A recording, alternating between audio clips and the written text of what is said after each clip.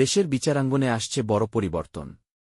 নতুন প্রধান বিচারপতি হিসেবে দায়িত্ব নিতে যাচ্ছেন জুবায়ের রহমান চৌধুরী। কে এ বিচারপতি? কেন তাকেই বেছে নিল সরকার? এই নিয়োগে কি বদলাবে দেশের বিচার ব্যবস্থার গতি? সব প্রশ্নের উত্তর থাকছে আজকের বিশেষ প্রতিবেদনে। দেখুন শেষ পর্যন্ত, কারণ এখানেই রয়েছে গুরুত্বপূর্ণ ইঙ্গিত। রাজনীতির অন্দরমহলে বড় চমক। বিএনপির আসন সমঝোতায় কপাল পুরল রুমিন ফারহানার। জুনায়েদকে প্রকাশ্যে সমর্থন দিল বিএনপি। আসন্ন ত্রয়োদশ জাতীয় সংসদ নির্বাচন সামনে রেখে জমিয়তে উলামায়ে ইসলাম বাংলাদেশের সঙ্গে 4টি আসন ছেড়ে দেওয়ার সিদ্ধান্ত। এই সমঝোতা কি বদলে দেবে রাজনৈতিক সমীকরণ? সব তথ্য থাকছে এই প্রতিবেদনে। দক্ষিণ এশিয়ার রাজনীতিতে নতুন উত্তেজনা। বাংলাদেশের দিকে তাকালে ভারতকে মিসাইল হামলার হুঁশিয়ারি। এমন বিস্ফোরক মন্তব্য করলেন পাকিস্তানের ক্ষমতাসীন দলের এক নেতা। এরই মধ্যে ভারতে বাংলাদেশের হাই কমিশনে হামলার ঘটনা। 3 দেশের কূটনৈতিক সম্পর্কে কি বড় সংকট তৈরি হচ্ছে? পুরো বিষয়টি জানাচ্ছি এই বিশেষ প্রতিবেদনে। গাজা নিয়ে ইসরায়েলের অবস্থান আরও কঠোর। সব সেনা সরানোর প্রশ্নই নেই, বরং গাজায় স্থায়ী সামরিক ঘাঁটি বানানোর ঘোষণা। ইসরায়েলের প্রতিরক্ষামন্ত্রী ইসরায়েল কাটজের এই বক্তব্য মধ্যপ্রাচ্যের উত্তেজনাকে কোনো দিকে ঠেলে দিচ্ছে। পুরো বিষয়টি জানাচ্ছি এই বিশেষ প্রতিবেদনে। ভেনেজুয়েলায় উত্তেজনা চরমে।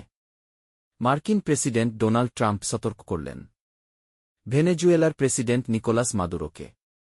ক্ষমতা ছাড়াই মাদুরোর জন্য হতে পারে সবচেয়ে বুদ্ধিমান পদক্ষেপ, কিন্তু যদি তিনি শক্ত চাল চালেন সেটাই হতে পারে তার বড় ভুল।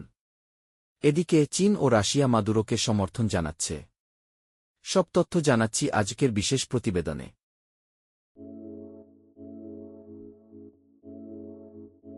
বাংলাদেশের বিচার বিভাগের ইতিহাসে আরেকটি গুরুত্বপূর্ণ অধ্যায়ের সূচনা হতে যাচ্ছে। দেশের নতুন প্রধান বিচারপতি হিসেবে দায়িত্ব পাচ্ছেন মাননীয় বিচারপতি জুবায়ের রহমান চৌধুরী। বিশ্বস্ত সূত্রে জানা গেছে, রাষ্ট্রপতির অনুমোদনের মাধ্যমে খুব শিগগিরই তার নিয়োগ সংক্রান্ত প্রজ্ঞাপন জারি হতে পারে। দীর্ঘ বিচারিক জীবনে সততা, দক্ষতা ও নিরপেক্ষতার জন্য বিচারপতি জুবায়ের রহমান চৌধুরী ইতোমধ্যেই সুপরিচিত একটি নাম। আইন অঙ্গনে তার একাধিক গুরুত্বপূর্ণ রায় প্রশংসিত হয়েছে, যা মানবাধিকার ও সংবিধান রক্ষায় উল্লেখযোগ্য ভূমিকা রেখেছে। বিশেষজ্ঞরা বলছেন, তার নেতৃত্বে বিচার বিভাগ আরও গতিশীল ও আস্থাশীল হবে।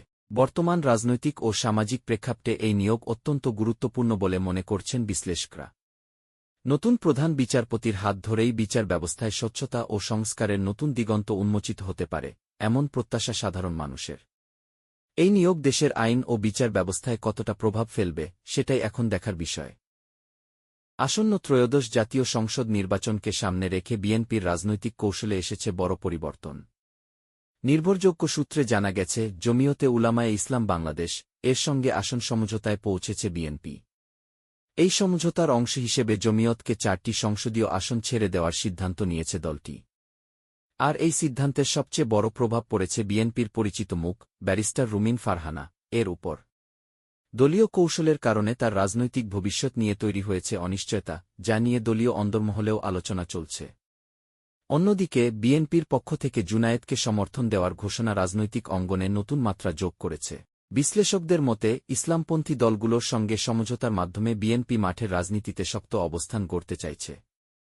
এই জোট রাজনীতির ফলে নির্বাচনী সমীকরণ কতটা পাল্টায়, আর বিএনপির ভেতরে এর প্রভাব কতদূর গড়ায়, সেদিকেই এখন তাকিয়ে রাজনৈতিক মহল। দক্ষিণ এশিয়ার ভূরাজনীতিতে আবারও বাড়ছে উত্তেজনার পার্দ। সাম্প্রতিক সময়ে বাংলাদেশ ও ভারতের সম্পর্কের মধ্যে টানাপোড়েন স্পষ্ট হয়ে উঠেছে। এরই ধারাবাহিকতায় ভারতে অবস্থিত বাংলাদেশের হাই কমিশনে হামলার ঘটনা নতুন করে উদ্বেগ সৃষ্টি করেছে।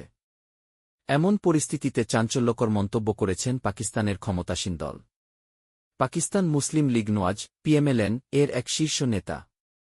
ভারতকে উদ্দেশ করে তিনি হুঁশিয়ারি দিয়ে বলেন, বাংলাদেশের দিকে কোনো ধরনের আগ্রাসী দৃষ্টিভঙ্গি দেখানো হলে তার জবাব দিতে পিছপা হবে না পাকিস্তান, এমনকি প্রয়োজনে মিসাইল হামলার কথাও উল্লেখ করেন। ভারতীয় সংবাদমাধ্যম ইন্ডিয়া টুডে এই মন্তব্যের খবর প্রকাশ করেছে, যা নিয়ে আন্তর্জাতিক মহলেও শুরু হয়েছে আলোচনা। বিশ্লেষকরা বলছেন, এ ধরনের বক্তব্য কূটনৈতিক উত্তেজনা আরও বাড়াতে পারে।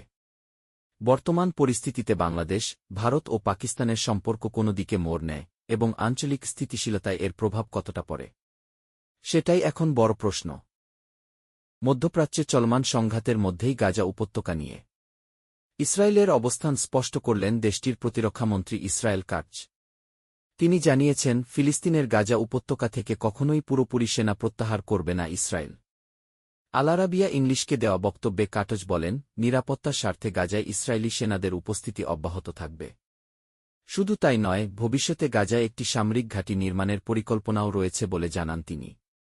বিশ্লেষকরা বলছেন, এই ঘোষণার মাধ্যমে গাজার ওপর দীর্ঘমেয়াদী সামরিক নিয়ন্ত্রণের ইঙ্গিত দিচ্ছে ইসরায়েল। ফিলিস্তিনি পক্ষের মতে এটি আন্তর্জাতিক আইন ও মানবাধিকার লঙ্ঘনের শামিল। এদিকে আন্তর্জাতিক মহলে এই ঘোষণাকে ঘিরে উদ্বেগ বাড়ছে। অনেকে আশঙ্কা করছেন, এর ফলে গাজায় মানবিক সংকট আরও গভীর হতে পারে এবং শান্তি আলোচনার সম্ভাবনাও আরও দুর্বল হয়ে পড়বে। গাজা সংকট কোন দিকে মোড় নেয় এবং আন্তর্জাতিক সম্প্রদায় কী পদক্ষেপ নেয়, সেদিকেই এখন তাকিয়ে বিশ্ব। ভেনেজুয়েলার রাজনৈতিক অঙ্গনে উত্তেজনা বাড়ছে। মার্কিন প্রেসিডেন্ট ডোনাল্ড ট্রাম্প সতর্ক করেছেন, ভেনেজুয়েলার প্রেসিডেন্ট নিকোলাস মাদুরোকে যে ক্ষমতা ধরে রাখার চেষ্টা করলে তার জন্য তা হতে পারে সবচেয়ে বড় ভুল। ট্রাম্পের ভাষ্য অনুযায়ী মাদুরোর জন্য এখন সবচেয়ে বুদ্ধিমান পদক্ষেপ হবে ক্ষমতা ছেড়ে দেওয়া। কিন্তু যদি তিনি শক্ত চাল বা কঠোর পদক্ষেপ নিতে যান, তার প্রভাব ভেনেজুয়েলার রাজনৈতিক স্থিতিশীলতা এবং আন্তর্জাতিক সমর্থনের উপর নেতিবাচক হবে। অন্যদিকে চীন এবং রাশিয়া প্রকাশ্যে মাদুরোকে সমর্থন জানাচ্ছে। বিশ্লেষকরা বলছেন, এই অবস্থান মার্কিন চাপের মধ্যে মাদুরোকে আংশিক সুরক্ষা দিতে পারে এবং রাজনৈতিক সমীকরণকে আরও জটিল করে তুলবে। আন্তর্জাতিক সম্প্রদায় মনোযোগ দিয়ে দেখছে ভেনেজুয়েলার ভবিষ্যৎ ও রাজনৈতিক পরিবর্তন কত দ্রুত ঘটবে এবং কোন দেশের সমর্থন কোনো প্রভাব ফেলবে, সেদিকেই এখন তাকিয়ে গোটা বিশ্ব। বাংলাদেশের রাজনৈতিক অঙ্গনে নতুন ইস্যু উঠে এসেছে। বিএনপি ক্ষমতায় এলে ইমাম ও মুজাজ্জিনদের জন্য বিশেষ ভাতা প্রদানের পরিকল্পনা করছে। দলীয় সূত্রে জানা গেছে, এই উদ্যোগের মাধ্যমে ধর্মীয় কর্মীদের আর্থিক সহায়তা নিশ্চিত করা হবে। এ বিষয়ে দল বলেছে, এটি সমাজের দূরবর্তী ও সাধারণ মানুষকে সাহায্য করার একটি পদক্ষেপ। তবে রাজনৈতিক বিশ্লেষকরা মনে করছেন, এই ধরনের প্রস্তাব নির্বাচনকালীন সময়ে দলের জন্য ভোটজনিত সুবিধা দিতে পারে।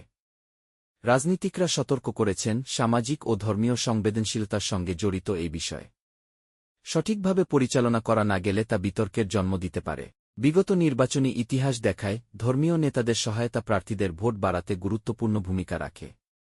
বিএনপির এই প্রস্তাবকে কেউ প্রশংসা করছে সামাজিক কল্যাণ হিসেবে, অন্যরা তা রাজনৈতিক কৌশল হিসেবে দেখছে। এবার দেখার বিষয়, সাধারণ মানুষ এবং রাজনৈতিক মহল কিভাবে প্রতিক্রিয়া দেখায় এবং নির্বাচনী প্রচারে এই প্রস্তাব কতটা প্রভাব ফেলে।